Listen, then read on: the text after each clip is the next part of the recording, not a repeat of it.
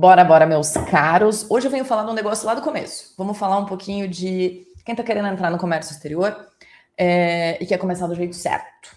Então vamos lá. O primeiro passo para você entrar no comércio exterior, para quem quer trabalhar com operações comerciais, que é importar para vender, importar para ter insumo, importar para gerar negócio. A gente não tá falando aqui de importação para pessoa física, de importação para quem quer trazer coisa para si, mas falando de importação para quem quer funcionar como empresa. Qual que é o primeiro item que a gente vai ter que ter aqui? Uma empresa.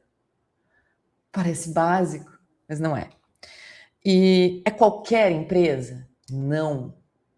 Então, antes da gente falar de habilitação no radar, radar, para quem não sabe, é uma sigla que, na verdade, se refere a um cadastro, a uma autorização que a Receita Federal dá para uma pessoa jurídica, pode ser uma pessoa física em determinadas situações, mas no contexto que a gente está falando aqui, para uma pessoa jurídica, que é uma empresa, para que ela possa, então, acessar os sistemas vinculados às operações de comércio exterior. E a gente tem o Siscomex, o Pucomex e tantos outros, né? Hoje a gente está tentando colocar tudo dentro de uma única janela, que é o tal do Portal Único Siscomex, mas para que você possa, então, operar.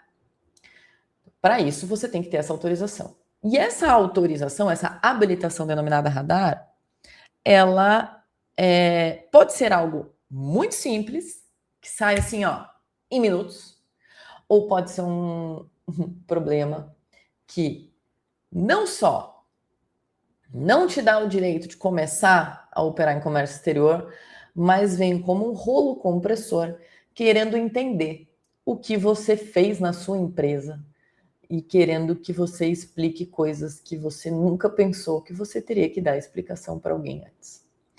Ah, mas essas são ilegalidades, então daí se é algo que não é normal, que não é correto, eu vou contratar um advogado e vou entrar com o tal do mandado de segurança e vou conseguir uma habilitação no radar. Não. Sinto muito. Se você quiser ser enganado, você pode, né? Mas aqui não é o lugar onde eu vou te enganar. Primeira coisa, quando você coloca os pés no comércio exterior, eu gosto de dizer, isso é uma coisa que eu falo para todos os clientes. Você está chamando para ser teu sócio o governo. Por que eu digo isso? Porque você vai ter que prestar conta, sim, do dinheiro que você utilizou para integralizar o capital social da empresa. Você vai ter que prestar conta, sim, de eventuais dinheiros que você, como sócio, depositou na empresa para gerar caixa ou para ter fluxo para pagar alguma coisa. Você vai ter que prestar conta, sim, daquele boleto da escola das crianças que foi pago dentro da conta bancária da empresa. Se você fosse, isso eu também falo sempre, uma padoca, uma empresa que não coloca o pé no comércio exterior, você não teria alguém te cobrando isso. No entanto, o fato de alguém não te cobrar isso não significa que esteja correto. Existe uma diferença muito grande. Qual é o problema que a gente vê aqui? Existe um hábito, ou talvez um conforto na sociedade, de que no Brasil algumas leis não pegam, de que a Receita não fiscaliza, de que ninguém está olhando, de que é muita empresa para a Receita olhar para a minha, que é uma empresinha. Se a gente tivesse 1980, 1990, em que imposto de renda, documentação contábil, era tudo feito quase que rupestremente, né?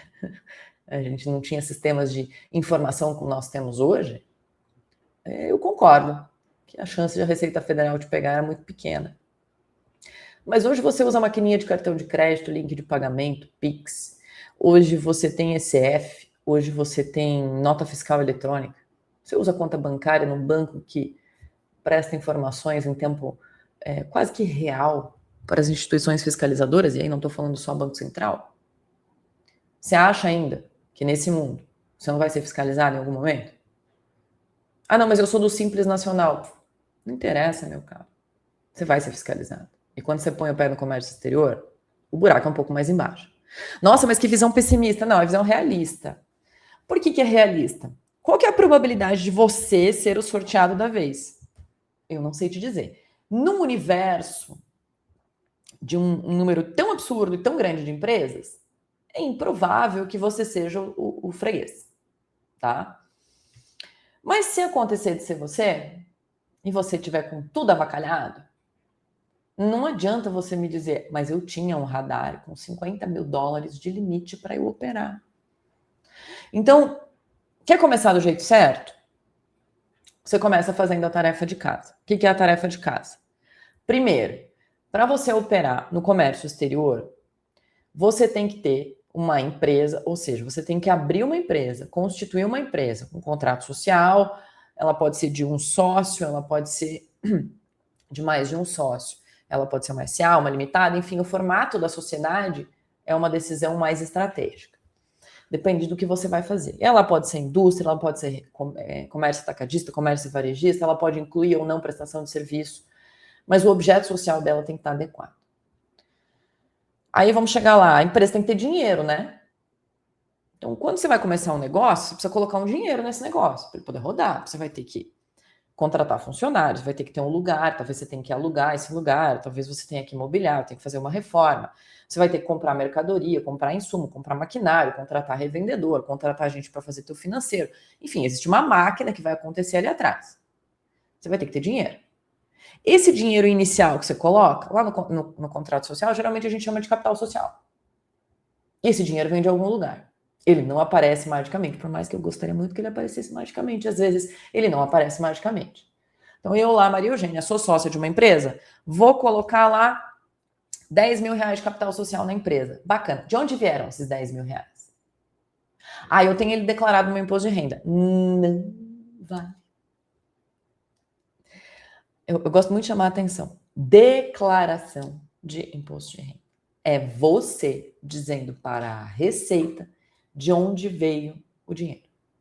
Não é você comprovando para a Receita de onde vem o dinheiro. Em que momento você comprova para a Receita? Quando ela te pega na malha fina. Aí ela diz, ô fulaninho, vem cá. Você me disse que você recebeu esse ano X mil reais.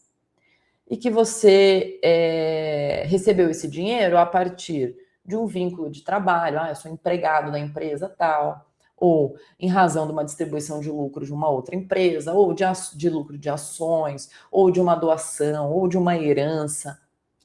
Cadê a documentação que comprova isso? Porque existe muito dinheiro que vem de operação lícita que não é declarado. E existe muito dinheiro que vem de operação irregular, não vou dizer ilícita, porque a operação pode ser lícita, mas ela não foi registrada adequadamente e não está ali com provas. E aí você pega esse dinheiro e investe ele na sua operação. Quando você vai pedir o radar, ou seja, essa habilitação, a Receita, a depender do lapso temporal, a depender, enfim, de algumas situações, pode te exigir que você comprove como que esse dinheiro foi criado, fabricado, e não aquilo que você declarou no imposto de renda. Quer ver um exemplo simples? Ah, eu não tenho R$10 mil para colocar na minha empresa como capital social, mas eu vou tomar um empréstimo no banco de R$10 mil. Você não vai assinar um contrato com o banco? O banco não vai depositar na sua conta, pessoa física, o dinheiro? E daí você vai pegar esse dinheiro e vai imediatamente transferir para a empresa? Isso é rastro. Isso é dizer de onde veio o dinheiro. Esse dinheiro foi criado no banco. Não me importa que o banco tenha pego o dinheiro de um traficante.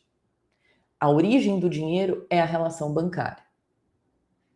Não é a mesma coisa se você emprestar esses mesmos R$10 mil da sua mãe, do seu vizinho, do seu marido, do seu irmão, do seu amigo. Porque daí você vai ter que dizer como que essas pessoas originaram esse dinheiro. E aí, se o dinheiro veio de agiotagem, de uma venda de um imóvel que foi declarada por um valor, mas recebeu um valor muito maior, da venda de um carro, que você declarou que a venda foi por Y e ela foi por Y vezes 3, e essa margem vezes 3, ou esse valor a mais pelo imóvel não foi declarado, A operação é regular. A venda do imóvel, a venda do carro, mas ela foi executada de uma forma irregular, porque você mentiu a quantia, você mentiu o valor do negócio. Então, esses são exemplos simples, mas a gente pode escalar para situações muito mais complexas. Você tem recurso de retirada de lucro de uma outra empresa da qual você é sócio e que não tem como justificar, porque na verdade a retirada não foi feita de acordo com a legislação, a empresa estava dando prejuízo, ou o dinheiro não estava contabilizado, tinha venda sem nota fiscal e você pegou o dinheiro dessa venda, sabe? Então tem várias origens. A gente já começa ali. Quer ver? Eu vou evoluir, não vamos falar mais de dinheiro não, vamos falar de endereço da empresa. A sua empresa, ela está localizada num endereço, você não tem contrato de locação, o imóvel não é seu.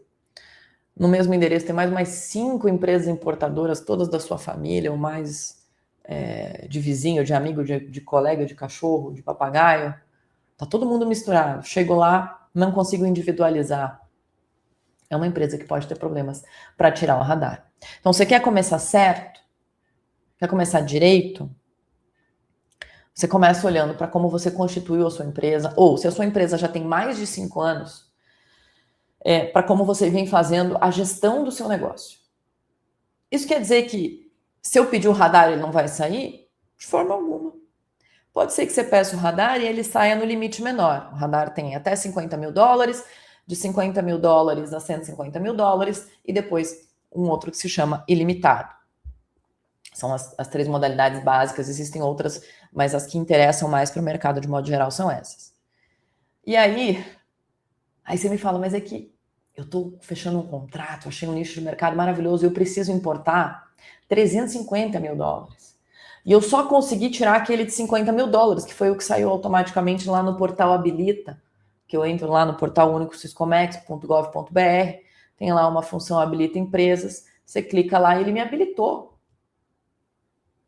Mas eu preciso de mais, então você vai pedir uma revisão de limite. É nessa revisão que esse detalhe, que esse histórico, que essas informações, elas ganham uma relevância absurda. E não tem milagre. Se você está fazendo errado, não tem como corrigir, justificando de forma rasa para a Receita Federal. Não tem como corrigir depois que você já pediu. Por quê? Porque depois que você já pediu, que você já entregou as informações, se você entregou o que está errado, a Receita vai diagnosticar que está errado e ela vai te pedir justificativa. Se você não consegue justificar, tem algumas situações que realmente são injustificáveis, ou se você apresenta uma justificativa que agrava a situação, meu querido, minha querida, não tem ação judicial, mandado de segurança, que vai resolver o seu problema. O seu problema é estrutural, não é conjuntural. Então, para não chegar nesse ponto, se você quer começar do jeito certo, começa fazendo uma análise. Se o seu negócio, a sua empresa, está estruturada de uma forma em que você consiga, com ela, operar em comércio exterior. Pode ser que para começar esse projeto de comércio exterior, você tem que começar uma empresa do zero. Ah, mas daí eu vou perder minha marca? Não sei, tem que estudar. Existem N situações que a gente pode abordar. Mas não coloque em risco a existência do seu negócio. Não coloque em risco a sua oportunidade de entrar no comércio exterior só porque você foi cabeça dura de achar que o jeito que você fez ou as justificativas que você dá são as únicas corretas. A lei que vale para um, vale para todos. Então, entenda que no comércio exterior, a lei pega, a lei funciona e a lei existe. E o auditor fiscal que trabalha na aduana, ele não é igual ao auditor fiscal que trabalha no imposto de renda da pessoa física. Não desmerecendo nenhum nem outro, porque eles têm perfis muito parecidos. Mas quem está na aduana está trabalhando com segurança nacional, transposição de fronteira. A gente leva muito a sério isso aqui no comércio exterior. E você precisa dar o mesmo tratamento. Assim como você não quer ser enganado pelo exportador, de não receber a carga, de pagar mais caro do que é o certo, de ter uma negociação competitiva, a Receita também não quer que empresas que não estão funcionando corretamente prejudiquem o comércio internacional, prejudiquem a economia doméstica. E você, se você está no comércio exterior, você não quer ser sacaneado por um concorrente que não está fazendo direito. Então, se você quer começar direito, quer começar do jeito certo, antes de você pedir a habilitação no seu radar, ou se você já é habilitado, antes de pedir a revisão de estimativa, faça uma análise, um estudo, uma verificação detalhada, tenha paciência. Olhe com calma, sai muito mais barato, muito mais econômico fazer isso antes do que ser obrigado pela Receita para fazer isso depois.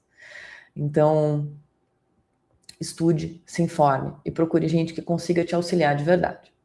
Se precisar, você já sabe, eu tô aqui. Não é para passar a mão na cabeça, é para falar para vocês aquilo que precisa ser feito. Combinado? Até mais.